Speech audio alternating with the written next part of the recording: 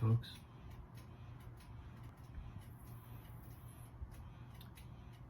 Welcome back.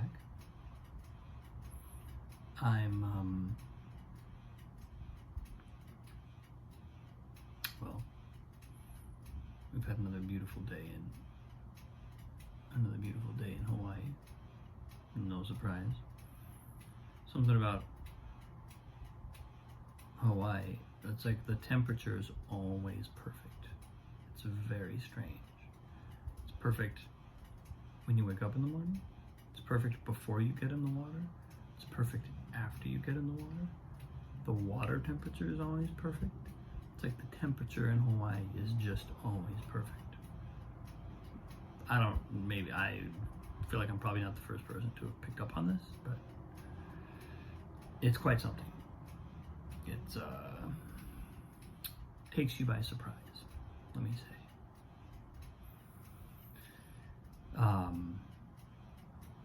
And we're having a wonderful time.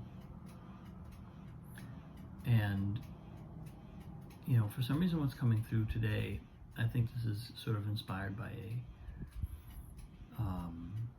something that my mom sent out to the family a few days ago. It was a Native American, I think a chief, talking about the pandemic and how this can either be a doorway to walk through or a hole to fall into. And I think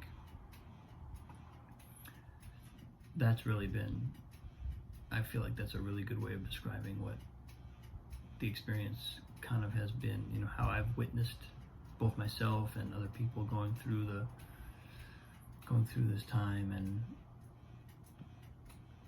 I mean, what he kind of says is like, look within, and be. There's a beautiful line where he says, "Connect with the sacred every day," and I realize, and there's even a line in there where he says, "Meditate every day," which was, one of the things that came through so powerfully for me early in the pandemic, and something in this way that I had already known was right for me, but something about the pandemic kind of made it obvious that was now a priority that I was just not gonna sideline anymore. I was not gonna let anything else be more important than that. But also the line, connect with the sacred every day. There's something really powerful in that, in that notion. And I think it's tied in with all the stuff I've been thinking about for several days now, with Kenny Werner talking about, how piano can be an addiction, playing music can be an addiction, and how the space is the thing, and then the playing comes out of the space. It's kind of like that's everything, connect with the sacred every day. Out of the sacred comes our entire life. And I think as people, or as someone, I'll just speak for myself, but as someone who lives very much in the world and, has a wife and a toddler, and just like I live in the world, I haven't withdrawn from the world. I haven't decided that I'm going to live an ascetic, monastic life, even though I have a very strong kind of spiritual impulse, I would call it. I've always had a kind of sense that was primary for me.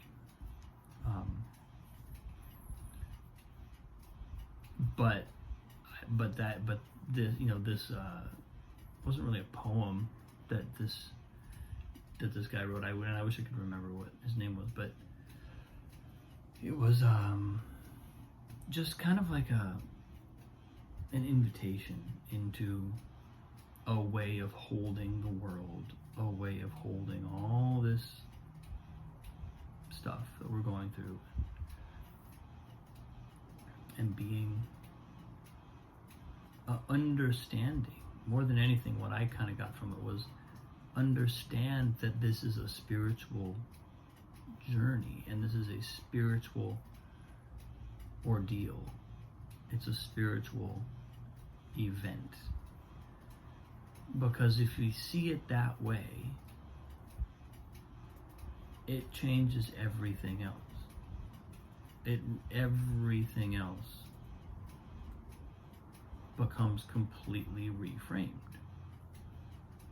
If there's a level beyond the physical, beyond the immediate, beyond the day-to-day, there's a beautiful thing in Carl Jung's Red Book. I was thinking about this today. This came through at some point. There's a beautiful thing he says about, well, it's not a thing he says. It's a theme in the Red Book, where he's toggling. The protagonist in the Red Book is kind of like he's witnessing both the spirit of the depths and the spirit of the times. And the spirit of the times is basically the surface. It's the manifest world. It's the part of reality that's always changing. The spirit of the times. It's what's happening in the times. It's the zeitgeist. It's it's the reality that we all call reality because we can all see it. And then there's the spirit of the depths. And the spirit of the depths is the space, this dimension beyond all of that. And he, at the beginning of the book, the protagonist is sort of a novice, and he's still digesting, and he's still wrestling with the balance between the two. And he goes through all of the kind of, not so much rationalizations, but the needing to acknowledge the reality of manifestation and needing to not simply negate it. That's another thing that this Native American guy says in this essay is, without the spiritual dimension, without the human dimension, we can fall into fanaticism. So just the spiritual impulse on its own can take us into fanaticism. And without the spiritual dimension, in other words, with just the human dimension, we spiral into nihilism and depression and fear. And that's kind of essentially what Jung is wrestling with too in the Red Book. He's got the spirit of the depths over here that is clearly beyond, transcendent of everything, beyond reality, beyond the immediate reality that we see. And then there's the spirit of the times, who's kind of always seducing him into trying to get him to put his attention there. And the book, in my interpretation anyway, by the end of the book, he has let go of the spirit of the times. It's not that he rejects him, but he kind of comes to a place where he understands, that's the part that's always changing. That's the part that's always just, it's always the same hook. The form is different, but it's always the same hook. Am I going to become addicted to the world? And by the end of the book, he seems to be saying, no, I realize that I don't need to do that. Like, I can acknowledge the manifest world without becoming addicted to it, but the spirit of the depths is a whole other level of reality. He's basically opening himself to that spiritual impulse. And it's such a powerful ending to that book, because he, at the end of that book that's the beginning of Carl Jung's kind of career. He wrote 90% of everything that he wrote. All the significant things he wrote came after that.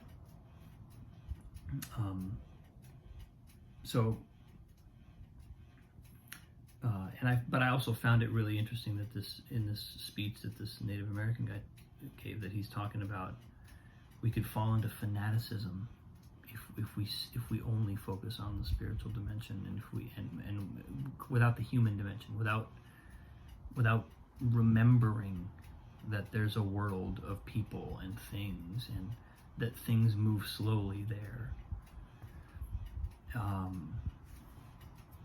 It's just a really kind of powerful thing to realize, and obviously then there's the other side of it, which is, if we think that that's the answer, this physical world, these people, this stuff, this pandemic, these solutions to the pandemic, we're gonna feel helpless and alone and afraid.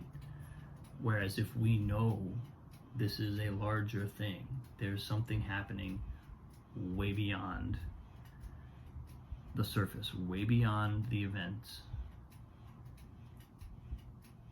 we know it's here to serve us. We know it's here to empower us, to serve us, to give us strength, to evolve us. That changes everything. So I guess that's, I'm kind of stitching several things together here, but I think, that's, feels powerful to me, and it feels important. So yeah, I think that's where I am today, people. Much love. I know I haven't given you a very spectacularly exciting Hawaiian backdrop, but I know it'll happen. I hope it'll happen. I seem to keep doing these posts after Annalise's bedtime, so hence the bedroom vibe. Anyway, I appreciate you all. I love you all. Have a wonderful day, night, wherever you are. Can't wait to see you soon. Bye.